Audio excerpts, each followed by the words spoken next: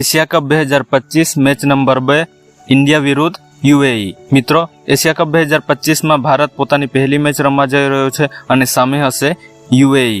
અને આ મેચ માટે ગ્રાઉન્ડની વાત કરીએ તો આ મેચ દુબઈના ઇન્ટરનેશનલ ક્રિકેટ સ્ટેડિયમમાં રમાશે અને સમયની વાત કરીએ તો આ મેચનું લાઈવ પ્રસારણ દુબઈના સાંજના 6:30 વાગે અને એ સમય આપણા ભારતમાં હશે સાંજનો 8 વાગ્યાનો। અને લાઈવ પ્રસારણની વાત કરીએ તો આ મેચ ઓનલાઈન પ્લેટફોર્મ પર સોની લીવ તથા ફેનકોડ પર જોઈ શકાશે અને ટીવીની વાત કરીએ સોની સ્પોર્ટ્સ નેટવર્ક પર જોઈ શકાશે।